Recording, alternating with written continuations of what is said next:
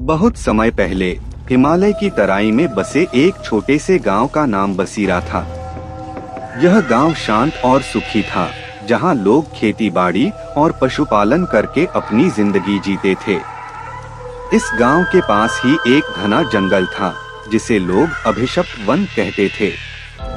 गांव वालों का मानना था कि इस जंगल में एक पिशाचिनी का निवास है और वह किसी को भी हानि पहुंचा सकती है जो उसके जंगल में प्रवेश करता है।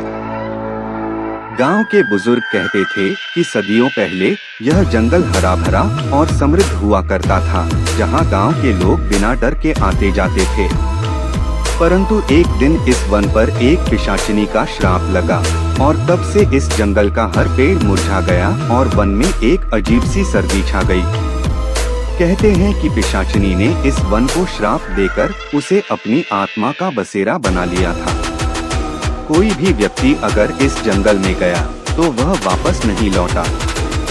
एक समय की बात है, गांव में एक जिज्ञासु युवक जिसका नाम अर्जुन था, वह इस श्रापित जंगल के बारे में सुनकर थक गया था। उसे इन कहानियों पर विश्वास नहीं था। अर्जुन एक बहादुर और आत्मविश्वासी व्यक्ति था, जो तर्कशास्त्र में विश्वास रखता था। उसने ठान लिया कि वह इस रहस्य को सुलझाएगा और जंगल के भीतर जाकर पता लगाएगा कि वहाँ वास्तव में क्या है। गांव के सभी लोग उसे मना करते रहे, लेकिन उसने किसी की एक न सुनी। अर्जुन ने एक दिन अपने कुछ जरूरी सामान उठाए और अकेले ही जंगल की ओर चल दिया।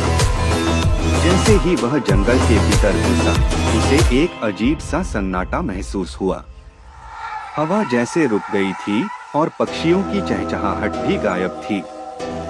जंगल के पेड़ सूख चुके थे और उनकी शाखाएं मानो अंधेरे में पिशाच की भांति उसे घूर रही थीं। अर्जुन को थोड़ी बेचैनी महसूस हुई, लेकिन उसने हिम्मत नहीं हारी।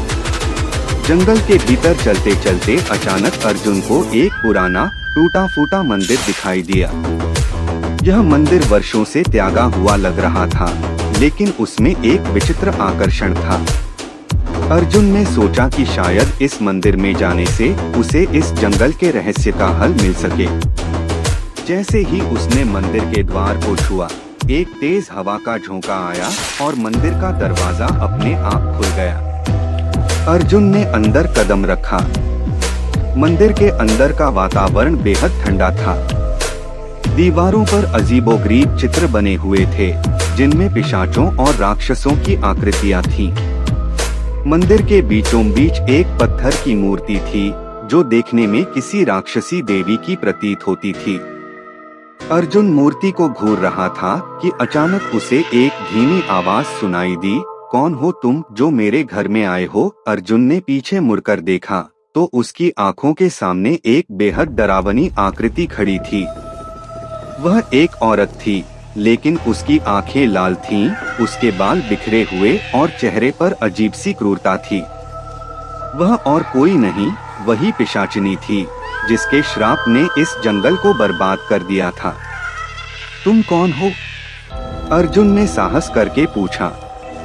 पिशाचिनी हंसी, उसकी हंसी बेहद भयानक थी।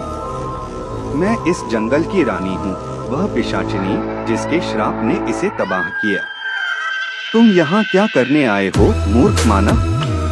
अर्जुन ने अपनी हिम्मत बांधते हुए कहा, "मैं यह जानने आया हूँ कि तुमने इस जंगल को क्यों श्राप दिया और क्या तुम सच में एक पिशाचिनी हो?" पिशाचिनी ने ठंडी सांस ली और कहा, "यह एक लंबी कहानी है युवक। यदि तुम इसे सुनने का साहस रखते हो तो मैं तुम्हें बताती हूँ कि यह श्राप क्यों दिया गया।"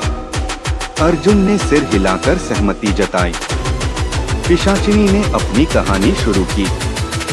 सदियों पहले मैं एक साधारण नारी थी, जिसका नाम रेवती था।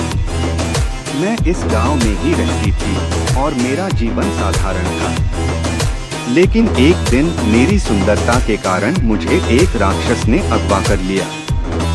वह मुझसे विवाह करना चाहता था, परंतु मैंने उसका प्रस्ताव ठुकरा दिया। क्रोधित होकर उसने मुझे श्राप दिया कि मैं एक पिशाचिनी बन जाऊंगी और सदियों तक इस अभिशप्त वन में भटकती रहूंगी। तब से मेरी आत्मा इस श्रापित रूप में बंधी हुई है। अर्जुन को यह सुनकर दुख हुआ, लेकिन उसने पिशाचिनी से पूछा, क्या इस श्राप को हटाने का कोई उपाय है? पिशाचिनी के चेहरे पर एक कड़वी मुस्कान आई। यह श्राप तब तक नहीं टूट सकता जब तक कोई निस्वार्थ व्यक्ति मेरी मदद करने के लिए अपने जीवन की बलि न दे। लेकिन ऐसा कोई मूर्ख नहीं होगा जो अपना जीवन मेरे लिए त्यागे। अर्जुन ने गंभीरता से सोचा और फिर साहस के साथ कहा, मैं तुम्हारी मदद करूंगा। अगर तुम्हारा श्राप टूट सकता है और इस जंगल को फिर से जीवित किया जा सकता है, तो मैं अपनी जान की कुर्बानी देने को तैयार हूँ। पिशाचिनी की आंखों में एक पल के लिए आश्चर्य चमक उठा। उसने अर्जुन की ओर देखा, मानो यह जानने की कोशिश कर रही हो कि वह सच बोल रहा है या नहीं। तुम सच में यह करने को तैयार हो? अर्जुन ने बिना हिचकिचाए कहा, हाँ, अगर इससे तुम्हें मुक्ति मिल सकती है और इस जंगल का श्राप समाप्त हो सकता है तो मैं तैयार हूँ। पिशाचिनी ने अपनी आंखें बंद कर लीं और कुछ मंत्रों का उच्चारण किया। अचानक पूरा मंदिर कांपने लगा और एक शक्तिशाली ऊर्जा ने अर्जुन को घेर लिया। अर्जुन को महसूस हुआ कि उसकी आत्मा उसके शरीर से बाहर निकल रही है। यह प्रक्रिया बेहद पीड़ादायक थी, लेकिन अर्जुन ने कोई प्रतिरोध नहीं किया। उसके मन में एकमात्र विचार था कि उसे इस पिशाचिनी की पीड़ा को समाप्त करना है। अर्जुन की आत्मा ने जैसे ही पिशाचिनी के शरीर को स्पर्श किया, एक चमकदार रोशनी फैल गई और पिशाचिनी का अभिशप्त रूप धीरे धीरे गायब होने लगा। उसकी जगह अब एक सुंदर शांत नारी खड़ी थी। रेवती ने अर्जुन की ओर देखा, उसकी आंखों में कृतज्ञता के आंसू थे। तुमने मुझे मुक्ति दी, रेवती ने धीमे स्वर में कहा।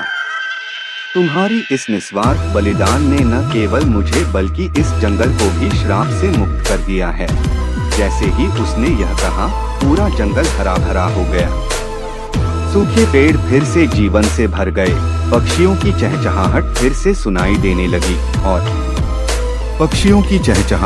से सुनाई देने लगी और एक नई ऊर्जा ने पूरे वातावरण को घेर लिया। लेकिन अर्जुन अब इस दुनिया में नहीं था। उसका शरीर वहीं मंदिर के बीचों बीच पड़ा था, परंतु उसका बलिदान व्यर्थ नहीं गया था। रेवती ने उसके शव को श्रद्धा से प्रणाम किया और कहा, तुम्हारी इस महान आत्मा को कभी भुलाया नहीं जाएगा। तुम्हारी कहानी सदियों तक इस गांव में याद रखी जाएगी। गांव वालों ने जब अर्जुन की कुर्बानी के बारे में सुना तो वे शोक में डूब गए, लेकिन साथ ही उन्हें गर्व भी था कि उनके गांव का एक युवक इतना निस्वार्थ और साहसी था। गांव के लोग अब उस जंगल को श्रापित नहीं मानते थे। वे जानते थे कि अर्जुन का बलिदान इस जंगल को एक नया जीवन दे गया है। समय बीतता गया, लेकिन अर्जुन की कहानी गांव के हर व्यक्ति की जुबान पर थी। लोग अब उस जंगल में बिना किसी भय के जाते थे और उसे अर्जुन का वन कहते थे। उस मंदिर को भी गांव के लोग पुनः स्थापित कर रेवती की पूजा करने लगे। रेवती अब एक देवी के रूप में पूजी जाती थी, जो निस्वार्थता और बलिदान की प्रतीक थी। इस प्रकार पिशाचिनी का श्राप समाप्त हो गया और अर्जुन की वीरता की गाथा हमेशा के लिए गांव के इतिहास में दर्ज हो गई।